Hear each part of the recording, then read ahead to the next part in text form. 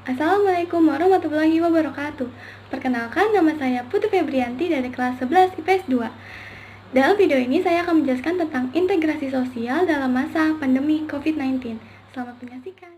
Jadi, sebelum masuk keterkaitan integrasi sosial dengan COVID-19, kita juga harus mengetahui apa sih integrasi sosial itu. Integrasi sosial, kata integrasi sendiri berasal dari bahasa Inggris, yaitu integration, yang berarti kesempurnaan atau keseluruhan. Sedangkan menurut KBBI sendiri adalah pembauran hingga menjadi kesatuan yang utuh atau bulat. Dan kata sosial berarti orang banyak atau kebersamaan. Jadi, integrasi sosial adalah proses penyatuan unsur-unsur yang berbeda dalam masyarakat sehingga menjadi satu kesatuan yang utuh. Suatu integrasi dapat berlangsung cepat atau lambat tergantung pada faktor-faktor berikut. Yang pertama, homogenitas kelompok. Kelompok dengan homogenitas atau kesamaan yang banyak, maka lebih cepat terintegrasi dibandingkan dengan kelompok heterogen. Yang kedua, besar kecilnya kelompok. Dalam kelompok yang kecil, tingkat kemajemukannya relatif rendah, sehingga integrasi mudah tercapai. Yang ketiga, mobilitas geografis. Jika ada anggota kelompok yang baru, maka akan semakin sulit integrasi tercapai, sebab mereka harus beradaptasi kembali dengan kebudayaan yang baru. Yang keempat, efektivitas komunikasi. Sering terjadinya komunikasi dalam kelompok, maka akan semakin cepat integrasi tercapai. Ada juga integrasi dapat terjadi dalam 3 bentuk, yaitu yang pertama, integrasi normatif, yaitu integrasi yang terjadi karena adanya norma-norma dalam masyarakat. Yang kedua, integrasi fungsional, yaitu integrasi karena adanya fungsi-fungsi tertentu. Yang ketiga, integrasi koersif adalah integrasi atas dasar kekuasaan yang dimiliki seperti polisi.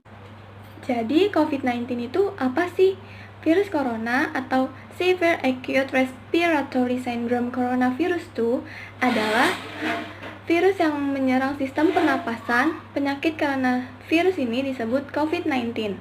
Virus corona dapat menyebabkan gangguan ringan pada sistem pernapasan, infeksi paru-paru, hingga kematian. Virus ini dapat menyerang siapa saja, mulai dari bayi, anak-anak, remaja, orang dewasa, lansia, bahkan ibu hamil dan ibu menyusui.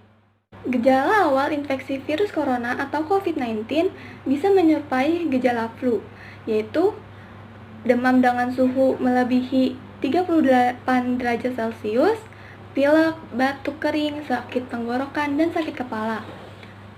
Gejala-gejala COVID-19 ini umumnya muncul dalam waktu 2 hari sampai 2 minggu setelah penderita terpapar virus corona. Dan kaitannya integrasi sosial dengan masa pandemi COVID-19 ini bisa kita lihat dari salah satu bentuk terwujudnya integrasi sosial di masyarakat adalah tingkat kepatuhan masyarakat terhadap sistem norma yang berlaku di masyarakat.